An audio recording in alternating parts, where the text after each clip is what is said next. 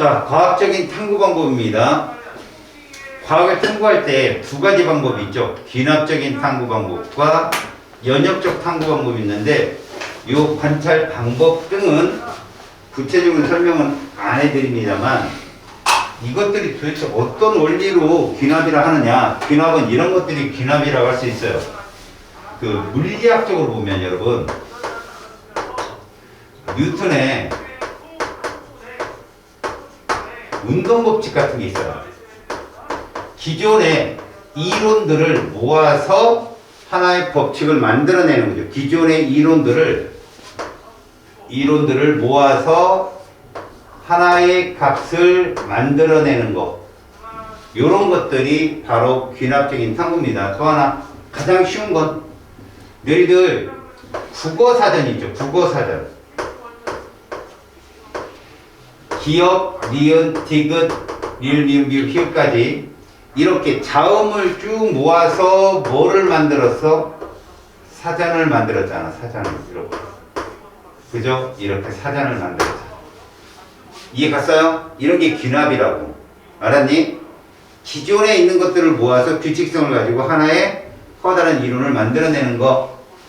자, 그래서 얘들은 사실은 수많은 이론들을 모아서 규칙성을 만들어 세워놓는 거죠. 그래서 화학에서 이런 게 대표적인 뭐 있죠?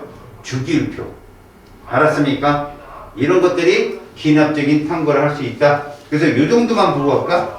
가설의 설정 단계가 없다. 다시 말해서 만약에 뭐뭐일 것이다 라고 하는 그런 추론 과정이 없어. 설정 과정이 없기 때문에 얘들은 기존에 있는 사실들을 모아서 규칙성 있게 정리한 것뿐. 알겠죠? 그럼 시험 문제는 누가 나오겠습니까? 연역적 탐구 방법이 출제가 됩니다. 자, 연역적 탐구 방법은 어떻게 알아들었지? 가요. 우리가 보통 뭐부터? 요거부터 들어줘. 문제인식 단계. 무엇이 생기는 단계? 물음표, 의문이 생기는 단계를 문제인식 단계라 부르고 그에 따라서 가설의 설정 단계가 나오게 되는데 여기 중요한 게 있어요. 가설의 설정에서는 말 그대로 maybe예요. maybe. 말 그대로 maybe인데 문제는 여기에 얘가 들어갑니다. 변인 중에 조작 변인하고요. 얘가 반드시 포함되어야 된다는 거죠. 이 실험에 누구? 결과와 무엇? 원인이 포함이 되는 게 가설의 설정 단계다. 명심하십시오. 알겠죠? 그러면 이거에 따라서 뭐를 한다? 탐구, 설계 및 수행을 하는데 자, 선생님 뭐라고 했어? 문과는 탐구, 설계 및 수행을 하라고 하면 자결하는 이게 자료 해석이, 결과 분석이 자료 해석 단계라고 보시면 돼요. 자, 여기서 무엇이 나오냐면 변인의 구분이 나옵니다.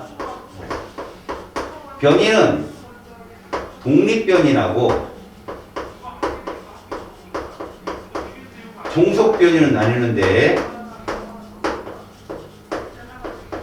이 독립변인의 의의가 뭐냐면 결과값에 영향을 주는 모든 변인을 말해요. 결과값에 영향을 줄 수 있는 요인들을 모두 독립변인하고요. 그 중에 그 많은 독립변인 중에 조작변인이란 말, 가설의 설정당에 나오는 조작변인은 무슨 역할을 하느냐? 이 실험의 주인공이라고 생각하시면 돼요. 알았죠? 우리가 뭐 한 거? 조작을 한 변인이고 그 다음에 통제변인은 무엇이냐? 그 수많은 독립변인 중에 변인, 통제를 한 변인을 말합니다.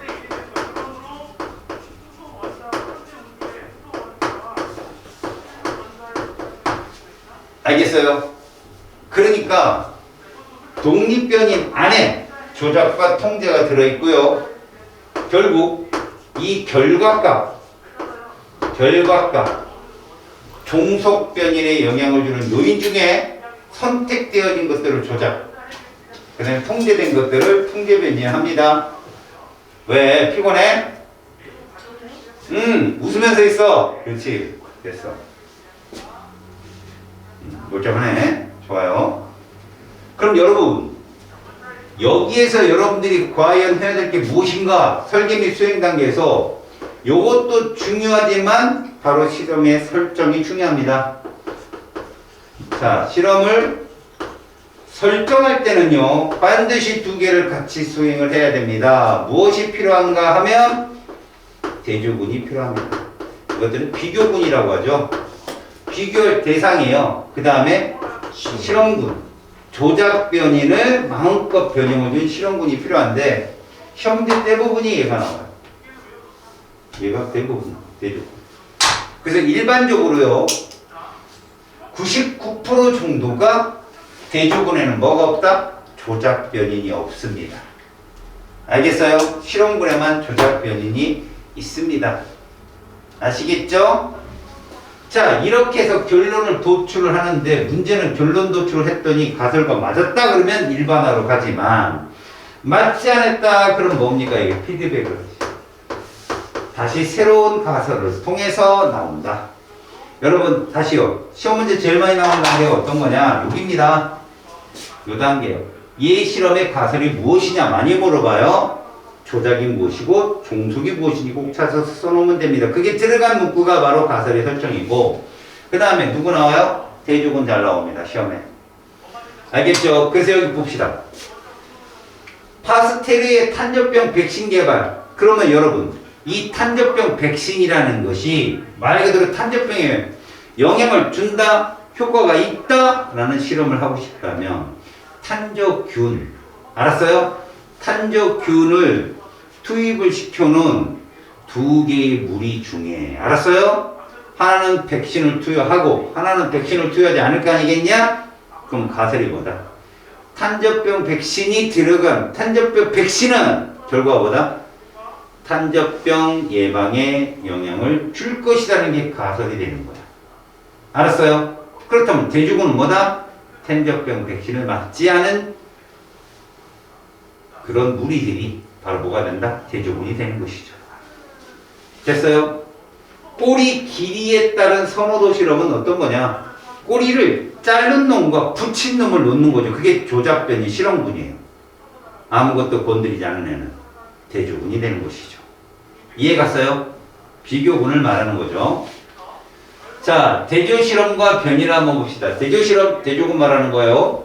실험 결과의 타당성과 신뢰성을 높이기 위해서 실험군 외에 대조군을 설정해서 실험하는 것이다 라고 하는데 어려운 말 쓰지 마시고 여러분 유튜브 보면 성형외과 선전 많이 나오죠. 그죠? 선전효과 최대 극대치는 뭐예요? 전, 후. 응? 이럴 수 있단 말이야? 뭐하고 쳐다보잖아요. 그리고 짐, 뭐 헬스클럽 이런 데 보면 뭐예요? 헬스장 같은데 운동 전, 운동 후 뭐 이런 거. 그럼 누가 대조군이에요? 전, 그게 대조군이라고. 이해 갔어? 그런 얘기예요. 대조군이. 그 있어야 된다는 얘기입니다. 다음 변이, 독립과 종속으로 나누는데 종속은 무조건 결과값이에요. 그럼 독립은 이 결과값에 영향을 줄 수 있는 요인들을 모두 독립이라 부르는데 이 실험에서 지금 조작을 하는 변이는 조작 변이. 그래서 이 조작 변인과 종속 변이 포함된 게 무엇이다? 가설의 설정 단계. 아시겠습니까? 통제 변이, 얘를 가지고 실험을 했다면 얘는 다 통제해야죠. 얘를 건드리면 큰일 납니다. 왜? 얘에 따른 얘를 보기 위한 거니까요. 그래서 아까 탄저병 백신 실험은 백신이 조작인 거죠. 알겠어요? 그럼 종속은 뭐예요? 효과. 아시겠습니까? 자, 기납적 탐구 방법 보세요. 갈라파고스 군도가 굉장히 대표적인 건데 이섬이 다 격리돼 있잖아요. 박은의 격리설도 이제 그런 개념이거든. 근데 그런 곳에 먹이에 따라서 이 부리 모양이 다르다는 결과를 통해서 진화론을 주장하는 거죠. 다시 연역적 탐구 방법은 레디의 생물 속생설인데 생물은 생물에서부터 나온다는 얘기예요. 이게 이 실험 자체가 보시면 뚜껑을 덮지 않은 곳에서는요 없던 생물이 태어나는 게 아니라 밖에 있던 얘들이 들어와서 여기다 구더기를 만들어낸다. 근데 여기는 어때요? 천으로 막아버리면 이렇잖아요. 그럼 이게 실험군이 되는 거야. 알았죠? 그러면 안 생기더라? 그럼 이게 뭐가 돼요? 제주군이 되는 거지. 이해 갔습니까? 이 실험의 비교군. 이해 갔죠? 오케이. 자, 과학의 탐구 과정 볼게요. 관찰 및 문제의식. 물음표 단계죠. 그죠? 왜 그럴까? 라는 의문점을 갖는 단계. 가설 설정 제일 중요한 게 뭐라고 그랬어? 조작 플러스 종속으로 이루어져 있다. 알았죠? 그래서 이걸 통해서 이걸 증명하는 것을 결론이 도출되면 그건 일반화가 될 수 있다. 다음. 탐구 설계 및 수행. 설계에서는 요거 중요하다고 했죠. 대조실험. 알았어요? 대조실험 뭐가 빠진 것이 대부분이다? 조작. 그게 빠진 게 대조실험. 탐구 수행. 자료를 얻어냅니다. 자료를 해석해서 결론을 도출했는데 이것이 누구와 맞다. 가설에 설정된 게 맞다. 그러면 일반화로 넘어가는데 아니면 다시 돌아갑니다. 자, 여기에 수컷천인조하고 앤더슨이 암컷천인조가 있는데 얘가 수컷천인조에 관심을 보이는 게 뭔가? 꼬리 길일 것이다. 가설 설정 봐봐. 꼬리가 긴 이유는 암컷천인조가 긴 수컷을 선택하기 때문일 것이다. 조작이 누군가? 꼬리 길이에요. 됐어요? 꼬리 길이가 조작인 거예요. 그럼 종속은요? 암컷의 선택입니다. 아시겠어요? 그게 결과라고. 자, 참고 설명의 수행 봐봐. 36마리 수컷 천인조를 사로잡아서 첫 번째 집단은 원래 상태 이게 대조군이란 말이야. 알았냐? 그런데 봐라. 두 번째 집단은 꼬리를 자른 거, 세 번째는 꼬리를 길게 붙여준 거. 그 실험을 했단 말이야. 결과는 뭐가 나왔어? 꼬리를 길게 붙여준 애들이 선택을 많이 받더라. 알겠어? 그렇다면 결론 도출. 암컷 천인조는 꼬리가 긴 수컷을 선호하고 수컷 천이 꼬리가 긴 이유는 이들에게 배우자를 선택받으려고 진화했기 때문이다 라는 얘기입니다. 자, 이제 됐죠? 자, 이 과정의 문제를 보면 이건 기초과정이니까 여러분들이 넣어서 풀면 됩니다. 1번 구체적이고 특수한 사실을 종합, 그것으로부터 일반적 원리를 추론하는 것, 귀납적 탐구입니다. 두 번째, 인식한 문제 해결을 위해서 잠정적 결론인 가설을 세우고 면역적 탐구입니다. 그러니까 여러분 1번과 2번의 차이점이 뭐예요? 뭐가 있고 없다? 가설의 설정 단계입니다. 실험군과 비교하게 검증하려는 요인을 변화시키지 않은 집단, 대조군. 중요한 거죠. 영향을 줄 수 있는 요인을 뭐라고 한다? 독립변이라 부르는 거죠. 그들은 뭐를 포함한다? 조작과 통제를 포함한다. 통제변이. 됐습니까? 인식한 문제에 대한 잠정적 결론을 내리는 과정을 뭐라고 한다? 가설 설정 단계. 오케이? 잠재적 결론. 자, 기초. 옳은 건 0표. 이런 거 여러분 진짜 중요하다. 니네 시험에 많이 나온 것만 내가 옮겨온 거니까. 보세요. 집단이 25마리 건강한 양, 이거 통제된 겁니다. 근데 하나는 백신 주사를 안 했고요. 하나는 했습니다. 그럼 이게 실험군입니다. 그러면 집단 A는 뭐가 된다? 대조군이 되는 것이죠. 집단 A는 실험군, 집단 B는 대조군이다. 바뀌었죠. X. 집단 A, B에 주사하는 것은 통제 변이이다. 여러분 이것도 통제 맞습니다. 탄저균을 모두 주사하는 거죠. 알았어요? 그 균이 집단 A에서 어떻게 활동을 하고 B에서는 어떻게 활동하는지 그게 결론 아닙니까? 종속 변이는 주사한 후 양의 건강 상태다. 결국 건강하냐 못하느냐. 맞습니다. 이 실험의 가설은 백신을 주사하면 병에 걸리지 않을 것이다. 맞는 말이잖아요. 병에 대한 얘기니까. 탄저병균을 주사하지 않아도 효과를 알 수 있다. 이건 아니잖아요. 왜? 통제를 제대로 해줘야 되겠죠? 자, 여러분 빛이 세기에 따른 광합성 속도를 알아본다. 이게 바로 뭡니까? 실험의 주 목적이야. 이 중에 누가 조작일까? 빛이 세기입니다. 조작이. 그럼 누가 종속이니? 광합성 속도라니까. 이해 갔냐? 그럼 이게 뭐라고? 가설이야. 가설을 세워볼까? 빛의 세기가 변하면 광합성 속도도 변할 것이다. 이거야. 그래서 통제 변이에 해당되는 거 1번은 죽었다 깨나도 아니죠. 근데 2번 보세요. 정답입니다, 이게. 이것들을 다 독립변이라 하거든요. 그런데 3번은 뭘까요? 종속입니다. O2가 발생되는 건 종속이에요. 광합성 양이니까. 그 다음 4번도 종속입니다. 포도당 생성량도. 녹말 합성량 어찌 보면 4번에서 5번으로 가는 과정이니까 같은 종속값이라고 할 수 있습니다. 됐죠? 자, 보기의 탐구 활동에 대한 과학적 탐구 과정의 단계입니다. 단풍나무 잎이 가을에만 붉게 보이는 걸 보고 왜? 뭐죠? 문제 인식 단계예요. 크기가 비슷한 두 그루의 단풍나무를 같은 크기의 화분에 심고 동일한 조건에서 온도를 달려 재배했다. 뭐 하는 겁니까? 설계하는 거죠, 지금. 실험 결과, 이건 마지막 말 그대로네요. 가을의 단풍이들. 이거 결론 노출이잖아요. 리얼, 가을에만 단풍이들 온도와 관계 있어. 이거 뭐예요? 문제인식 단계입니다. 자, 이 사람은 조작으로 뭘 잡았죠? 온도입니다. 아시겠어요? 온도를 조작을 잡은 겁니다. 알겠죠? 그리고 가을에 단풍이 드는 것, 이게 종속값인 거죠. 단풍나무뿐만 아니라 단풍이 드는 모든 나무가 가을과 같은 낮은 온도에서 단풍이 있는 것을 입증했다. 이거 뭐예요? 일반화 시킨 거예요. 일반화. 됐습니까? 찾으면 돼요. 오케이? 이것도 됐고. 자, 순서. 문과는, 그죠? 탐구 설계 및 수행을 하려면 뭐 하는 짓이다? 자결하는 짓이다. 순서요. 그치?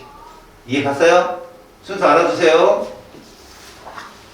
됐고, 순서 알면 이 문제 되게 풀립니다. 자, 철수는 우유가 상한 것을 우연히 발견했어요. 상한 우유에서는 세균 A가 많이 발견되었는데요.